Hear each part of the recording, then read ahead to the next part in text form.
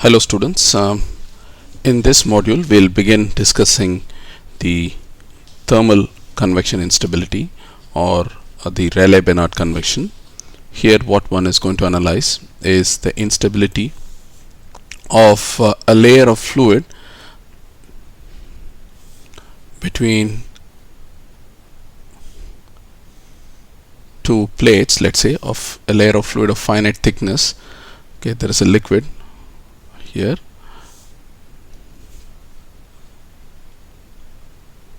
alright, and gravity is acting in this direction, and there is a liquid. This is hot, the temperature is high here in the lower plate, and this is the temperature is lower here in the upper plate. These are, to begin with, we can think of them as rigid surfaces. Okay, and any fluid parcel that is close to the lower plate becomes less dense because the density decreases with increase in temperature. That means that buoyancy will tend to push it up. Okay, and likewise any fluid parcel that is close to the upper plate will be heavier compared to this pocket, so it will tend to come down, and so the role of buoyancy is destabilizing. On the other hand, this will be countered or opposed by thermal and viscous dissipative effects. So it is not that any temperature difference is sufficient to cause this instability. You need to have a critical temperature difference, dimensionally speaking. In non-dimensional terms, we will come up with the so-called Rayleigh number as we go along. So this is the basic idea of the instability. Okay, so let's go into the mathematical aspects. So just to remind yourselves, the destabilizing force or mechanism is buoyancy,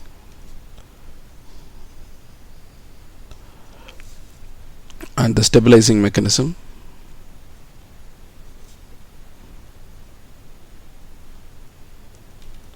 this is due to viscosity and thermal diffusion.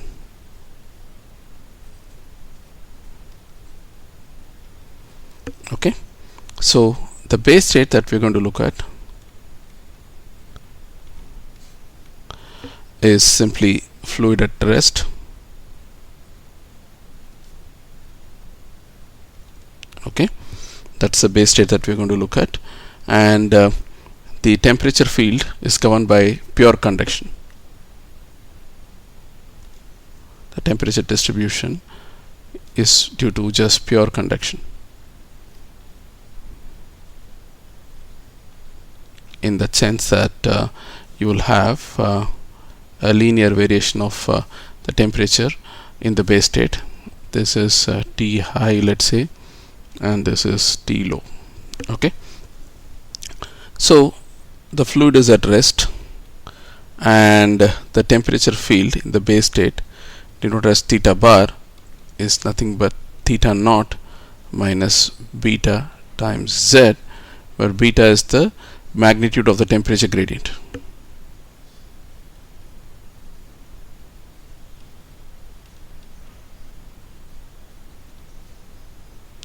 Note that I've already taken a negative sign here, in the sense that I'm assuming the temperature decreases as, okay, to be specific I have to place the z coordinate going up.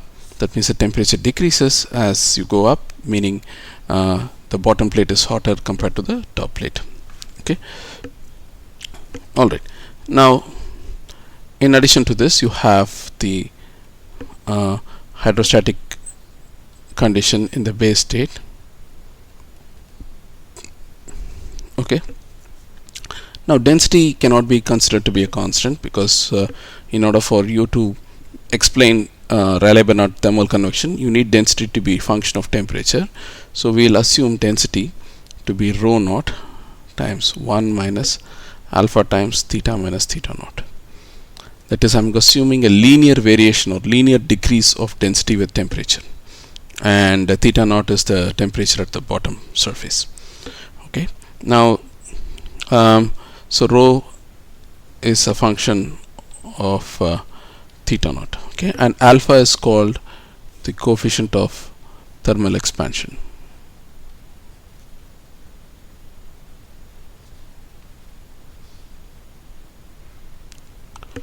Okay, now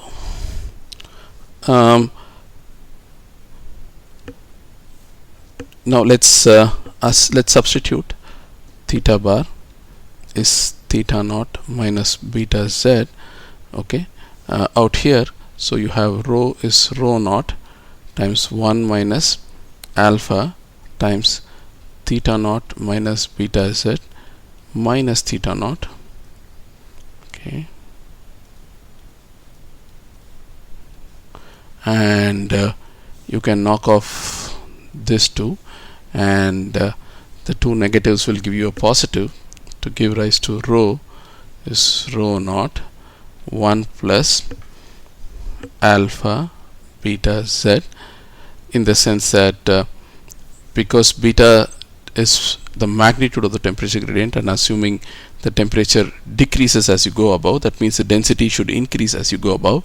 So as z increases from the bottom plate, okay, the density increases from rho naught in this fashion, and here this is the temperature magnitude of the temperature gradient, and this is the coefficient of thermal expansion.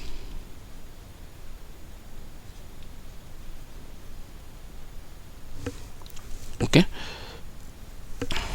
now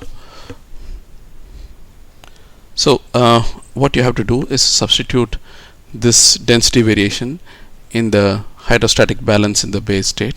So we are still looking at the base state. So this is nothing but G times rho naught times 1 plus alpha beta z. Okay, this, if I take this pressure gradient in the other side, I'll simply get G times rho naught times 1 plus alpha beta z. Okay, or P is P naught minus rho naught gz plus rho naught g alpha beta z squared by 2. This is simply by integrating this with respect to z. That's what you get. Now the key issue with understanding the Rayleigh-Benard convection is that density is not a constant. We need to incorporate this physics in our analysis, right? If you want to do that, then you might think that incompressibility is under question, right? Because incompressibility flows assume that density is a constant, okay? Or to be specific, the substantial derivative of density is 0. This is the basic assumption behind incompressibility. But we now know that density is not a function. I mean, if you density is changing, right? You cannot assume density to be a constant. In this context, what people traditionally have done is to make an approximation called the Boussinesq approximation.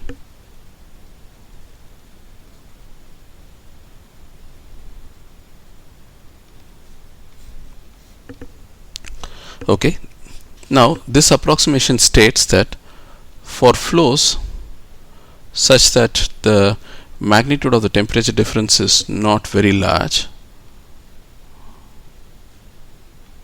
okay, then rho changes only gradually, okay, therefore it, and but you need buoyancy for this instability. So in the Boussinesq approximation, what you do is treat rho as constant everywhere except in buoyancy. Okay, otherwise you treat the fluid as effectively incompressible. Okay, although reality is not that, but it turns out to be a good approximation. Okay, now this beta is nothing but theta naught minus theta 1 by d, okay, where theta naught is the temperature here, theta 1 is the temperature here, and d is the thickness of the liquid layer, right? And this is the base state temperature, the magnitude of the base state temperature gradient.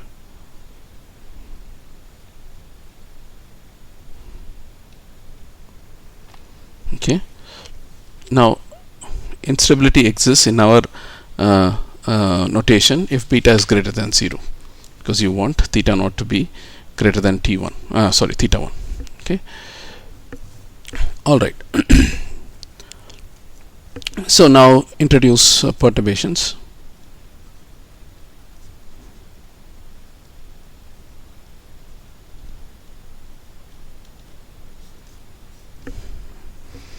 Okay, so we say the velocity vector is the base state contribution plus the perturbation contribution. Now of course the fluid is stationary in the base state, so I'll take that to be 0. Now the temperature is again the base state contribution, which is function only of z, plus perturbation, which is could be a function of all the 3 coordinate directions and time. And similarly pressure is P bar as a function of z plus P prime of, here x bar is the short form for the vector, position vector, which has all the 3 components x, y and z. Okay, now if we go further and write down the dimensional linearized equations,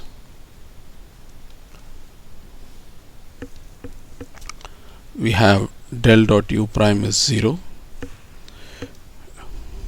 we have partial u prime by partial t is minus 1 over rho naught del p prime plus nu del squared u prime.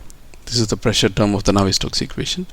This is the viscous term of the Navier-Stokes equation, and you have rho g, and instead of that you will have rho minus rho naught g in the perturbation equation, which will be simply alpha g theta prime, and that is acting, g is acting in the acceleration due to gravity is acting in this direction, okay, k direction, right?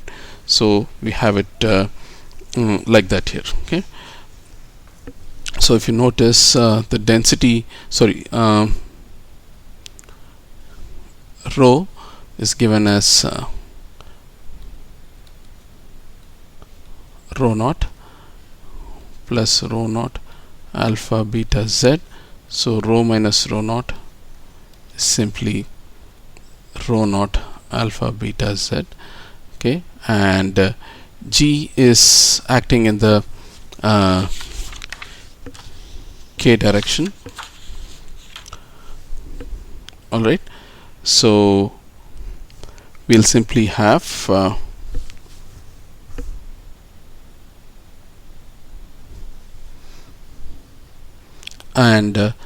note that we have already taken care of the fact that density is decreasing, the temperature is decreasing in this direction, and density is increasing in along the plus plus k direction, that is the plus z direction, right, by assuming that beta is positive.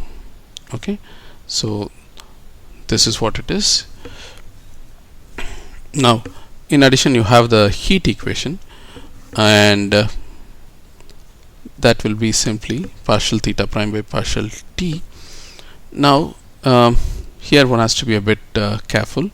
Let me first write the full heat equation.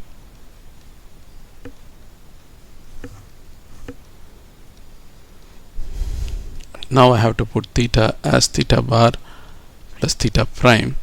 Okay, so theta bar is the base state, so that will be d theta by the partial theta partial t,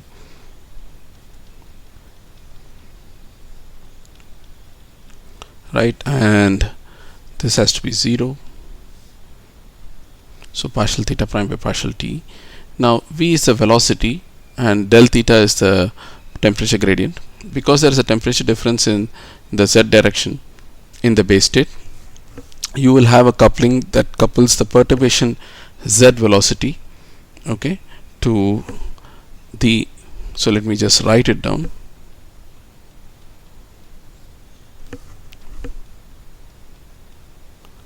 Now del theta bar is acting only along the z direction, okay. So this means, and you know what is theta bar, right? Theta bar is, so written here, so grad theta bar is nothing but minus beta times k direction, right? And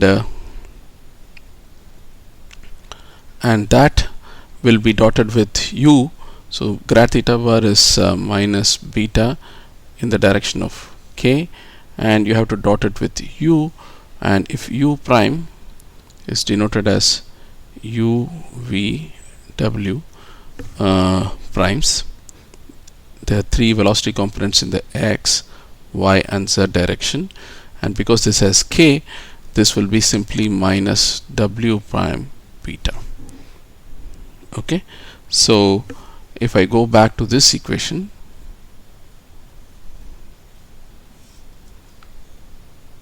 you will have partial theta prime by partial t minus beta w prime is k partial square theta prime. Okay, now this is okay, let me just remind you that these are the three equations. Let's just copy paste this.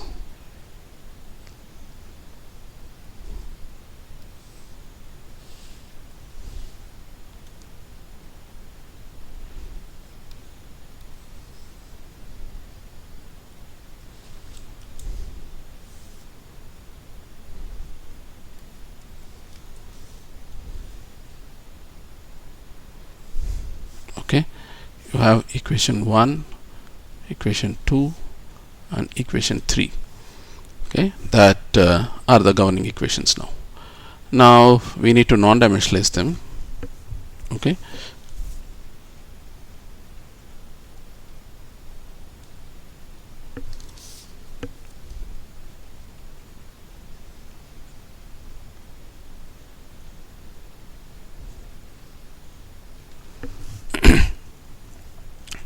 right, so now for lengths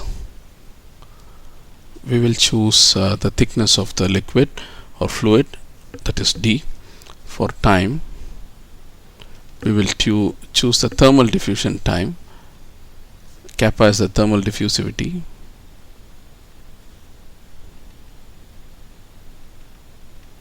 k by rho cp, where k is the thermal conductivity, right? Cp is the specific heat, rho is the density, and rho should be rho naught.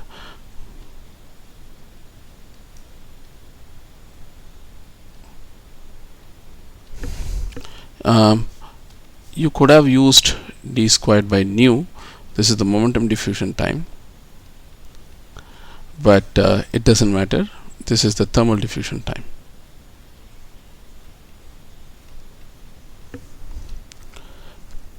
And for temperature,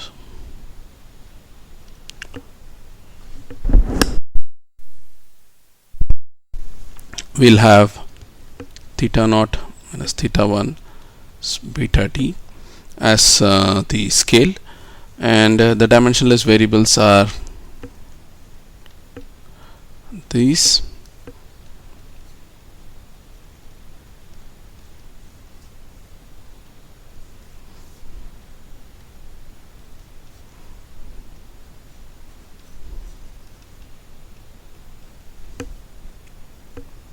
Okay, and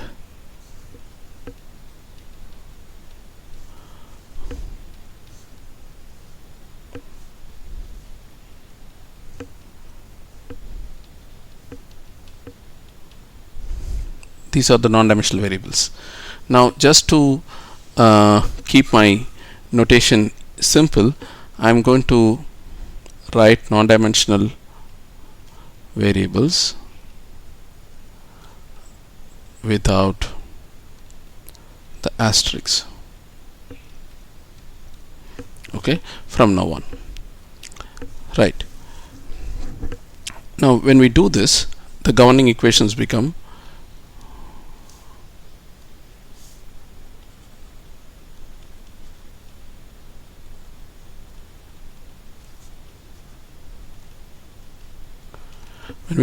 the non-dimensional governing equation becomes this.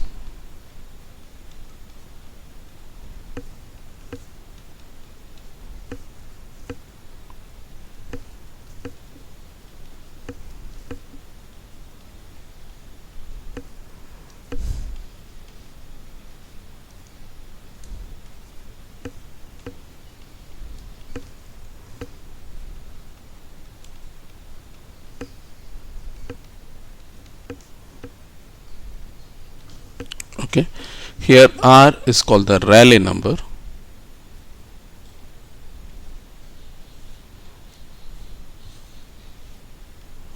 The Rayleigh number is defined as R is G times alpha beta d to the 4 by kappa nu, and PR is the Prandtl number, which is the ratio of momentum to thermal diffusion coefficients. This is something that you must be familiar from courses on heat transfer earlier.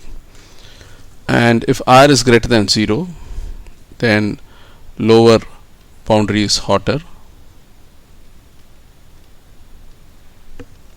Okay, and the Rayleigh number can be thought of as the ratio of the buoyancy forces, which is destabilizing, to momentum and thermal diffusion forces that are diffusivities that are stabilizing. Okay, now we have pretty much set up the problem, but we have to simplify these equations, so we need to do a little bit of algebra. Now let me take this equation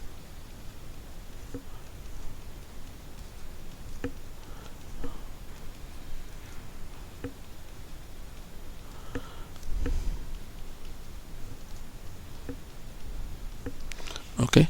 Now I'm going to take the curl of this equation to write it in terms of the vorticity perturbation omega prime del cross v prime or u prime, sorry, this should be u prime. This is the vorticity, the curl of the velocity field. So I'm going to take the curl of this entire equation. Okay, when I take the curl of this equation, what I will get is eventually I'm going to get this expression. Okay, so let me first write it for you. Partial by partial t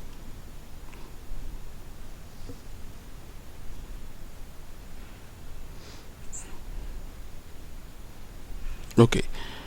I will do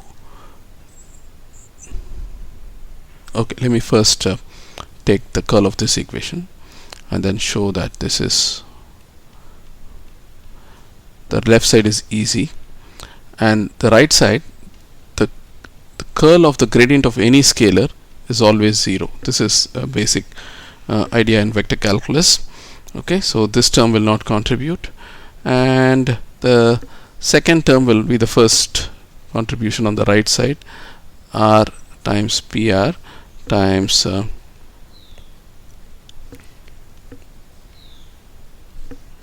okay, and the final term will be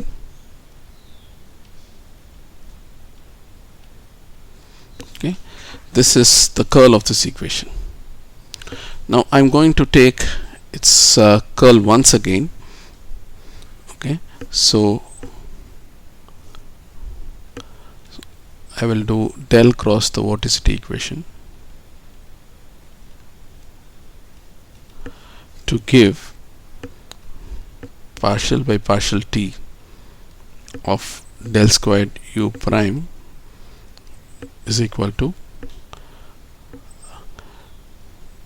Rayleigh times Prandtl, the unit vector k times del square theta prime minus grad partial theta prime by partial z plus Prandtl del to the 4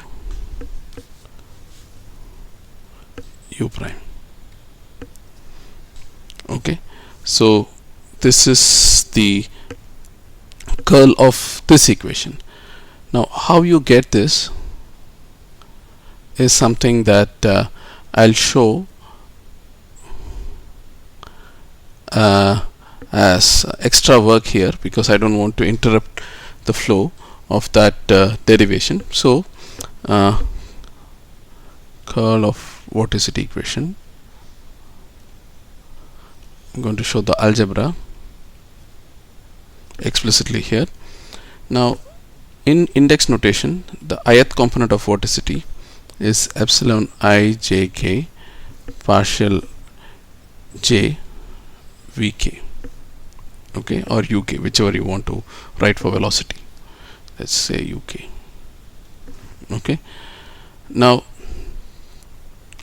I need the second, this is the vorticity, I need the curl of the vorticity. So the curl of vorticity, and the lth component of that is nothing but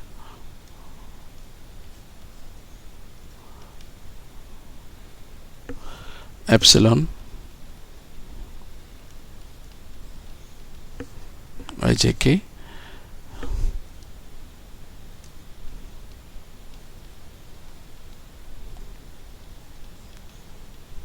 uk. Now I can pull out the epsilon, and then I can use this identity. The product of two epsilons can be written in terms of the Kronecker deltas, times delta mk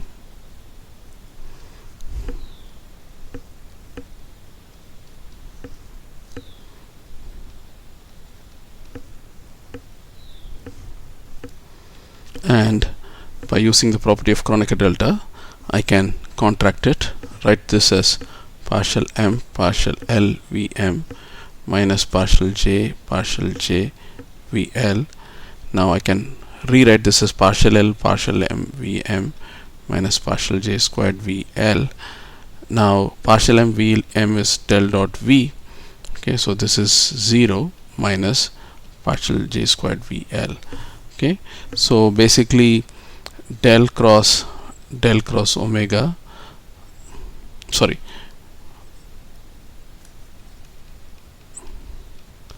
lth component is just this. Now we also have del theta cross with k, okay, and you have to take a cross product of curl of this product, right? So this is obtained as follows. First, let's write down what is del theta cross k. This is nothing but epsilon I j3 partial j theta times 1. This is nothing but epsilon I 2 3, okay,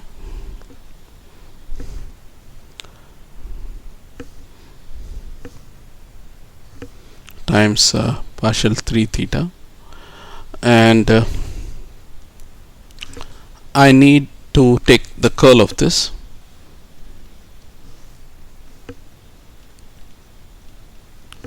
So this is nothing but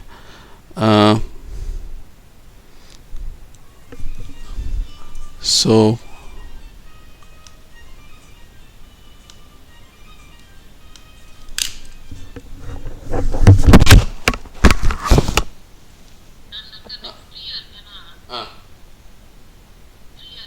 நான் record பண்ணிட்டு இருக்கேன். ஒரு 20 minutes கொடுக்குறியா, முடிச்சிருவேன் அந்த video.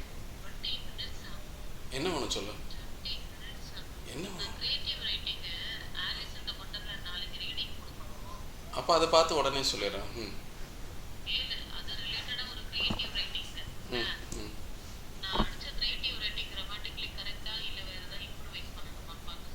இதோ வரேன் இதோ வரேன் இதோ வரேன்.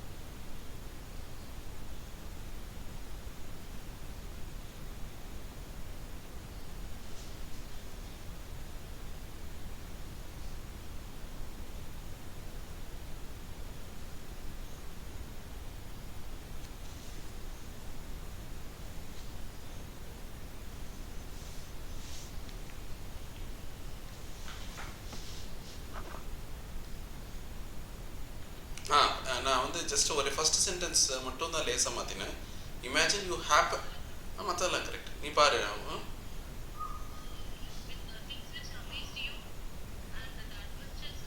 Had that. ஆமாம், அதெல்லாம் கரெக்ட். நோ, அதில் பார்த்தேன். Why not? Why not? இல்லை, தப்பே கிடையாது, தப்பே கிடையாது. Hello,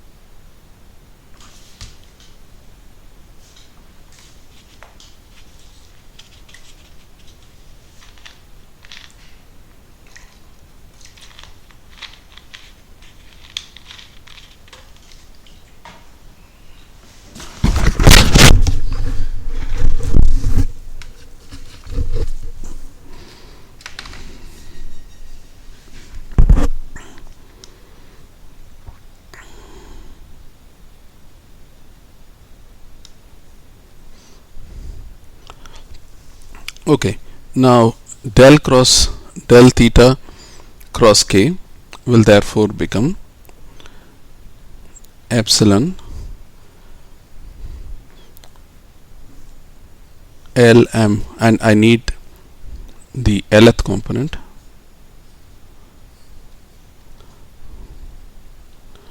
lmi partial m epsilon I 2 3 partial 3 theta. Okay, and this is nothing but epsilon lmi epsilon I 2 3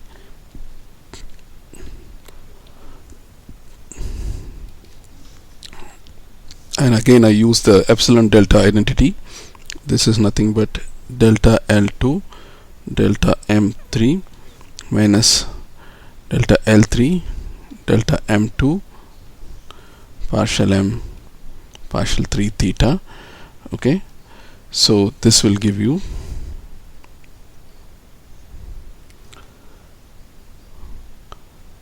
partial 3 partial L theta minus delta L3 partial j squared theta. Okay, so therefore del cross del theta cross k is nothing but gradient of partial theta partial z minus the unit vector k times del squared theta. Okay, so this is what one gets. So let me continue back here, right?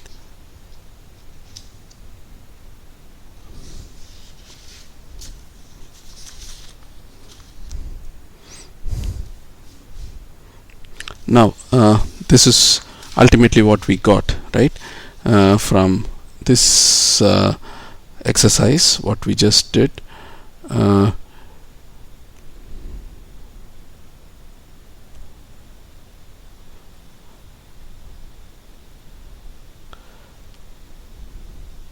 yeah, so you had del cross omega, which is partial squared, and you already have one more partial squared, which gave rise to this. You had partial squared omega, right? So that gave rise to this partial to the 4 omega, right? That's what happened here in this expression. Okay, partial to the 4 u. I'm sorry. Okay, now let's take the z component of this expression, partial by partial t of del squared w prime is r times pr times del square theta prime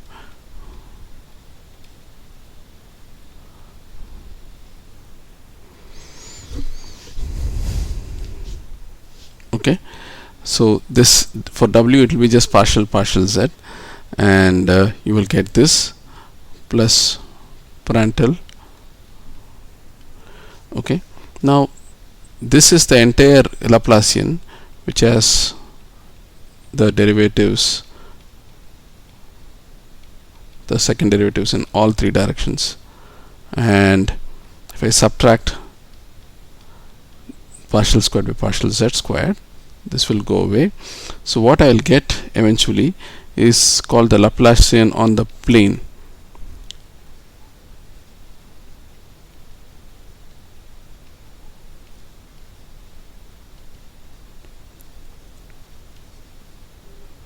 XY plane, because the derivatives are there only with respect to x and y, right? This is called the Laplacian on the plane because it comes naturally in the expression for the z component of the curl of the vorticity equation. So I'll write this as the Rayleigh-Benard times del 1 squared theta prime plus Prandtl times del to the 4 w prime. In addition, we also got the theta equation,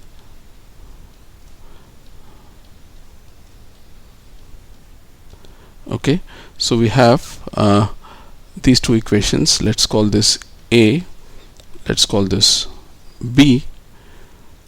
Now let's take partial t of A, okay.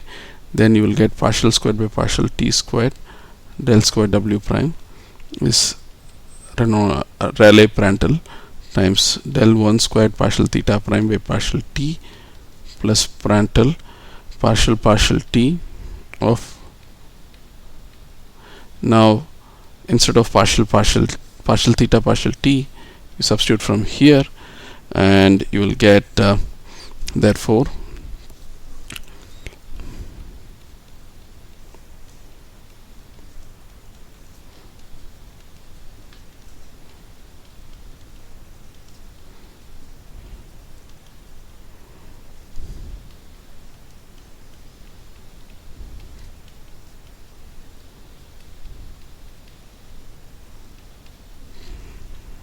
okay.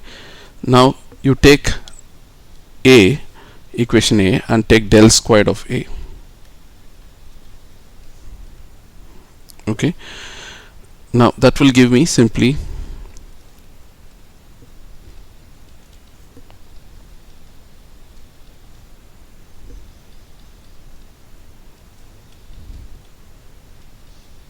del to the 6 w prime.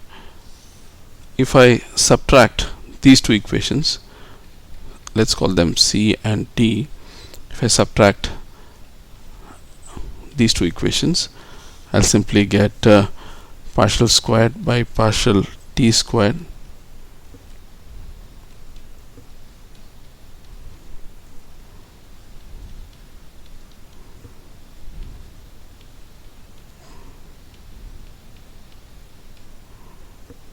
plus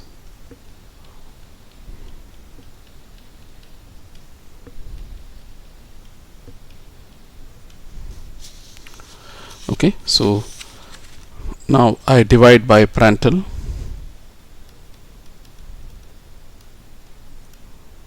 so I'll get 1 over Prandtl times partial squared by partial t squared del square w prime minus partial by partial t del to the 4 w prime minus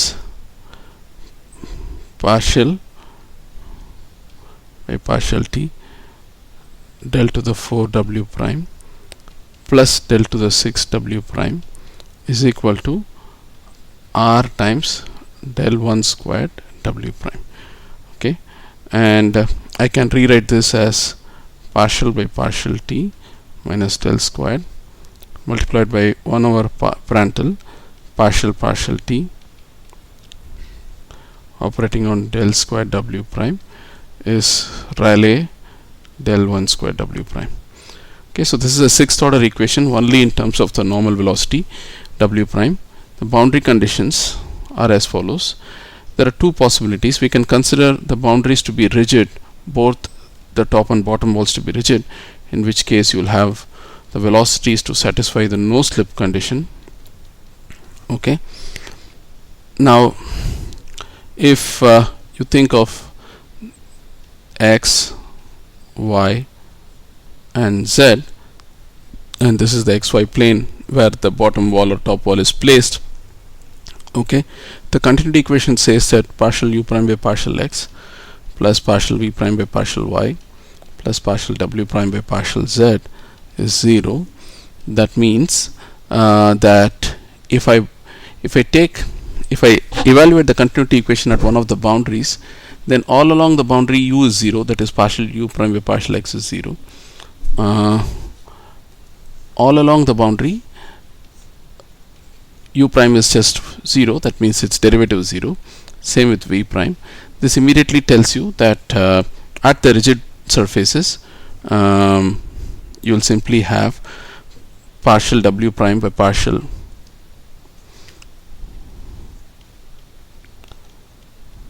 at rigid boundaries. This is just from no slip and continuity equations. So you have both w prime is 0 and the second derivative also to be 0.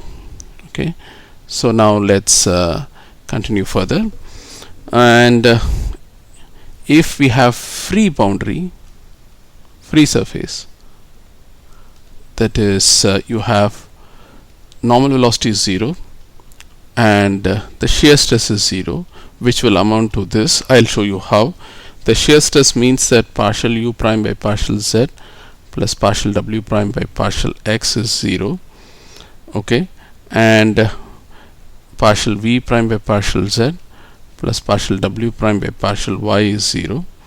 Okay, now this implies that we know that partial w prime by partial x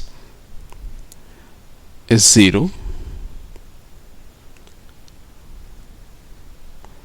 because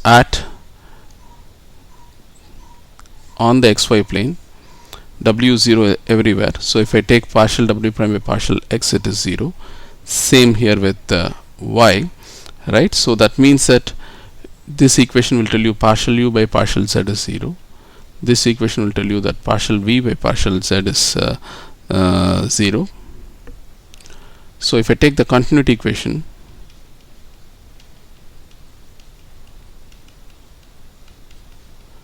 and if I take the derivative with respect to z, the entire continuity equation, then I will get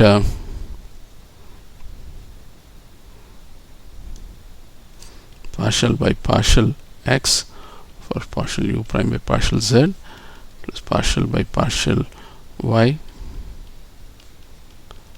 plus partial squared w prime by partial z squared is 0.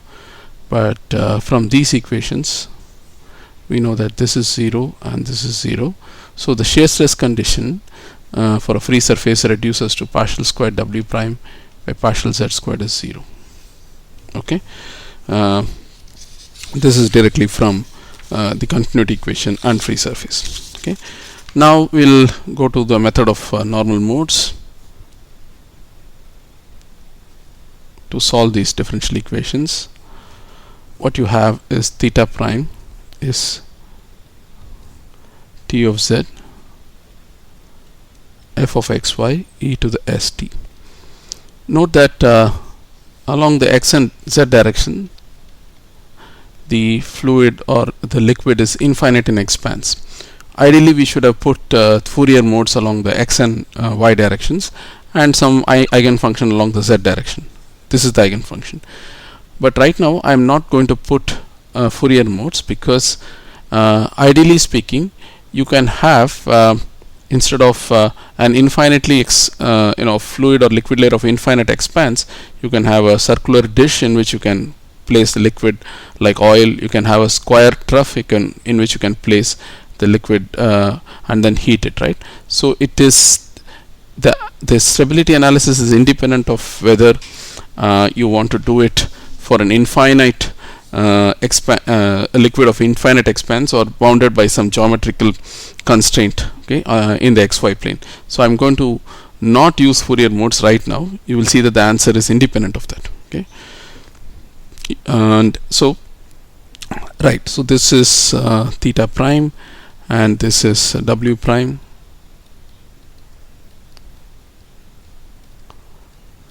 Okay, so we had this equation d theta prime by dt minus w prime is del squared theta prime, right? And so if I use this Fourier modes, I'll get s t of z f of x y e to the st minus w of z f of x y e to the st is nothing but now I'm going to write for del squared, I'm going to write this as del 1 squared plus d squared by dz squared, where del 1 squared is the Laplacian along the other two directions. Okay, so this is nothing but t times del 1 squared f plus f times d squared t by dz squared. Okay, note that this is a function only of z, whereas this is a function of x and y. So when you take Laplacian of this product, this will come out in this Laplacian, whereas this will come out of the z derivative. Okay, now right, so now we rewrite this as we'll cancel out terms like e to the st, right?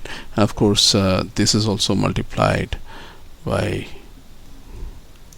e to the st, so that gets cancelled out.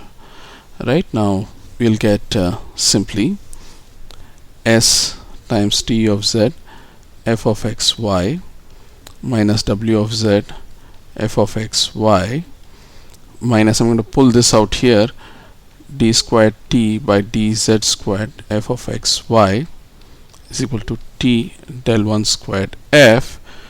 Now I'll divide the whole equation by t times f like we do in separation of variables, right? And what you will get is s minus w of z by t of z times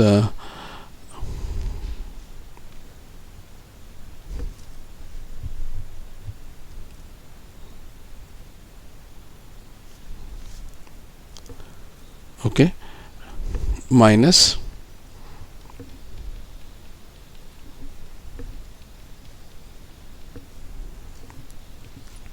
is equal to 1 over f del 1 squared f. Okay, now this side is a function only of x and y, whereas this side is a function only of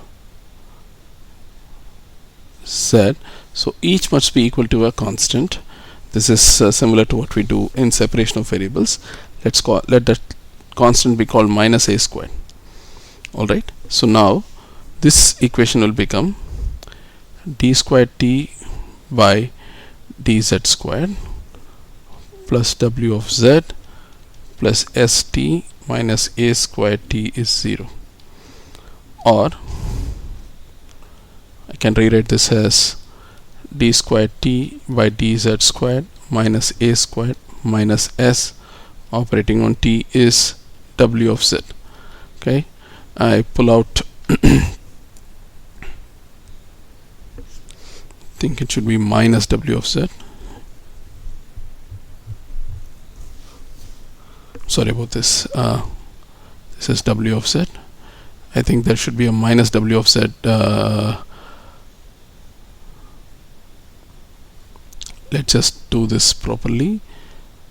I have S, which becomes negative. It should become negative, right? And this will become positive.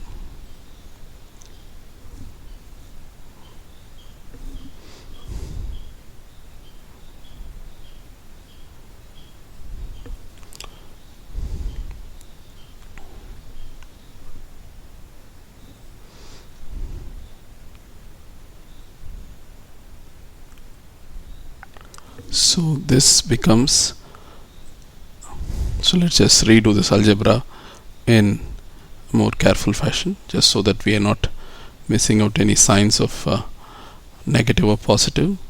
So all we are doing is very simple. We are just trying to equate this whole thing to minus a squared. So, and I am going to multiply it by minus sign first, minus, and let's multiply by minus s times t. So it's minus st, okay, plus W of Z plus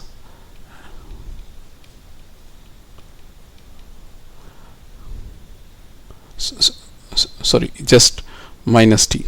Okay, I'm just going to multiply by minus t, which will give you a squared t. All right. So finally what you will get is d squared by dz squared minus a squared minus s operating on t is minus W of Z.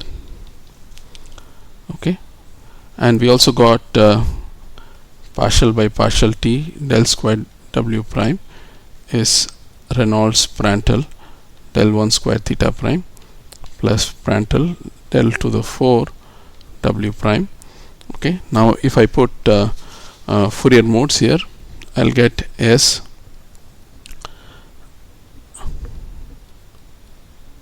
plus F is nothing but Reynolds Prandtl times T del 1 squared F plus Prandtl del 1 to the 4 F Prandtl times W plus Prandtl times F times T to the 4 W by dz to the 4 plus 2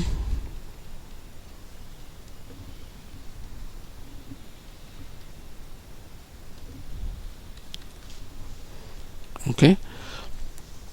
Now I divide by WF the entire equation, so S times 1 over F del 1 squared F plus S times 1 over W d squared W by dz squared is equal to Reynolds Prandtl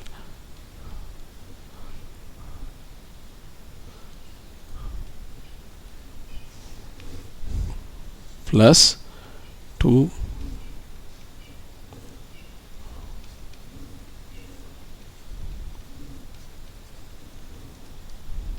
plus Prandtl 1 over F del 1 squared of del 1 squared F plus Prandtl 1 over W. Okay, but del 1 squared F is simply minus a squared F. Okay, that's what we assumed. Therefore we are going to substitute this everywhere, minus S plus S 1 over W d squared W by dz squared is equal to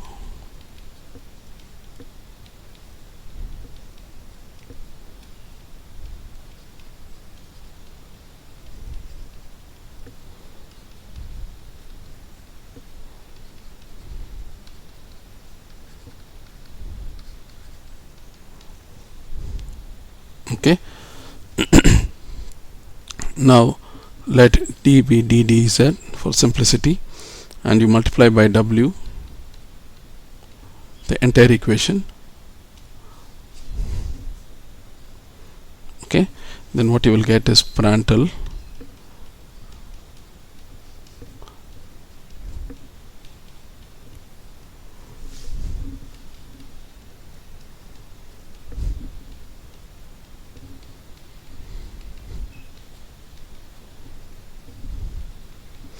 now you divide by Prandtl, you will get a rather simple equation.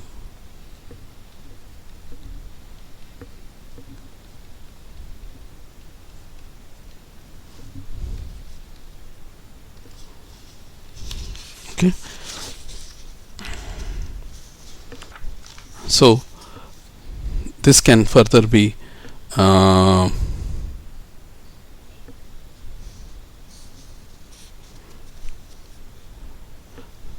so you can rewrite this as d squared minus a squared operating on this is whole squared, right? So you can pull out 1 d squared minus a squared.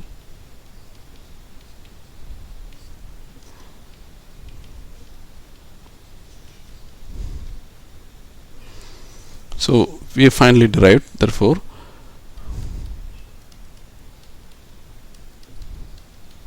this is what we derived first, and now we have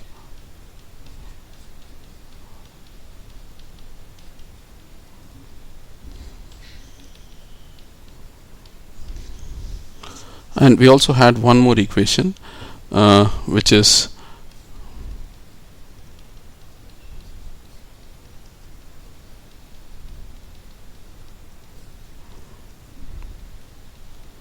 this is the 6th order equation that we derived only for the normal velocity. If I do Fourier decomposition of this,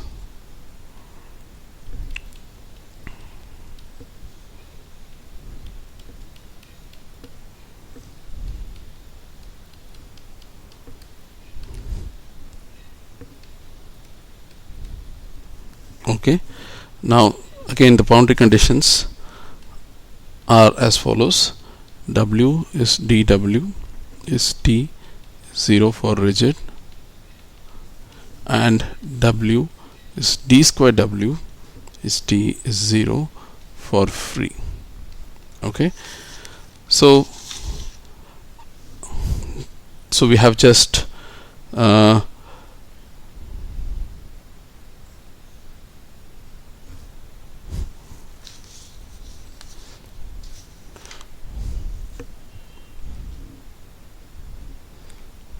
so we have just these 3 equations, right? And now what Rayleigh did, so we have just let me just write down the final set of differential equations.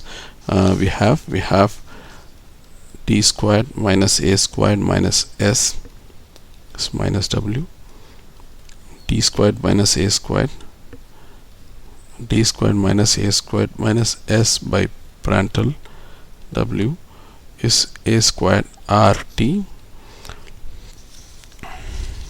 Okay, and so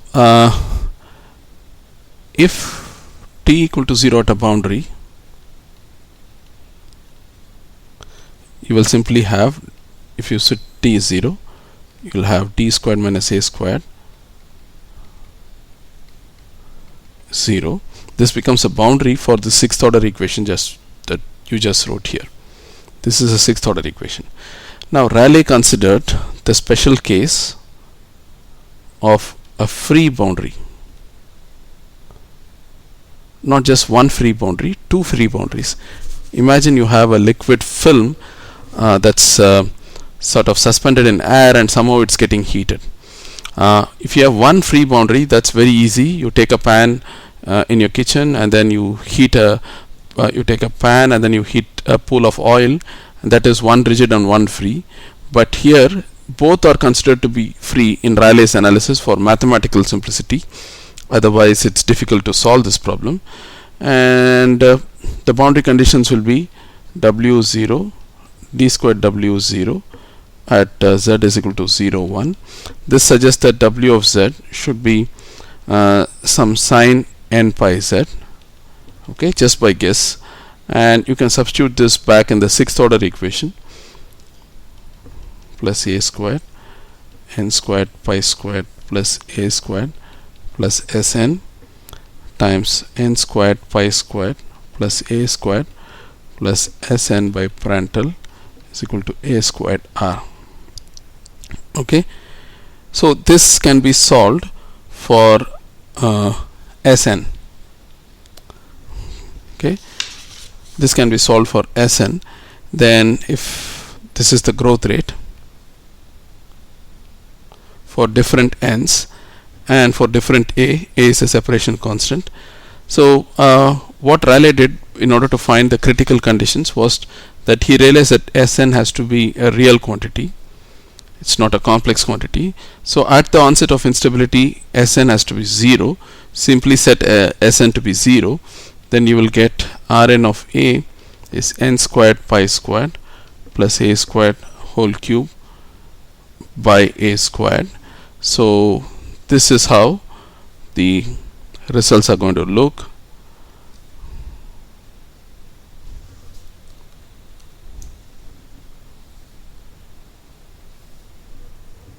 This is the Rayleigh number as a function of a, and you can do it for different n.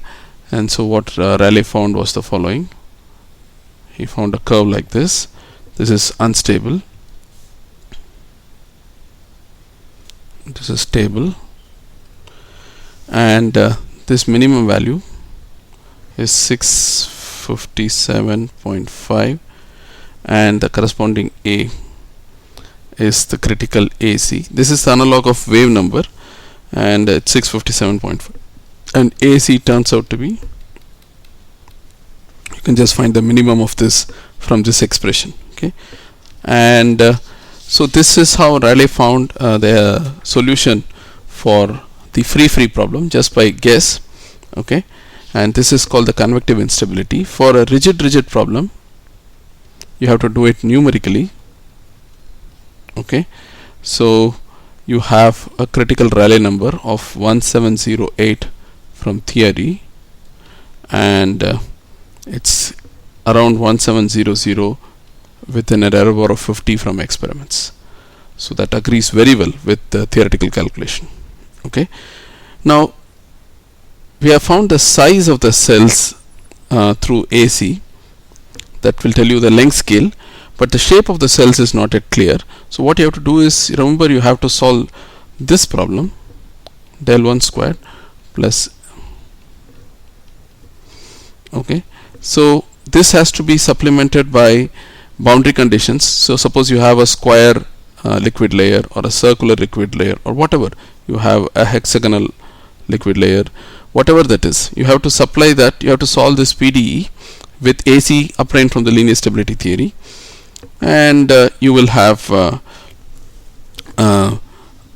the shape of the cell. But the simplest solution is that of, if you have infinitely long fluid layer, you assume infinitely long, then you have these rolls, the cylindrical rolls. But these long rolls, they can be oriented in any direction. Okay, there is nothing that's distinguishes this or from any other direction. They can be oriented purely along the x direction, or purely along the y direction, or in any angle in the xy plane. So it has nothing to do with you cannot determine the orientation purely from theoretical grounds. It is, all orientations are equally likely. Okay, so what people do is, experimentally, is if you plot the heat transfer coefficient for this problem, which is expressed in non-dimensional form as a Nusselt number, it's a function of Rayleigh number, you find that initially it is the conduction state, the Nusselt number is scaled to be 1, and then beyond the critical Rayleigh number, you find that the Nusselt number increases due to the Rayleigh-Benard convection. Okay, so this is the famous Rayleigh-Benard convection, and I'll stop here and I'll continue from here onwards in the next class.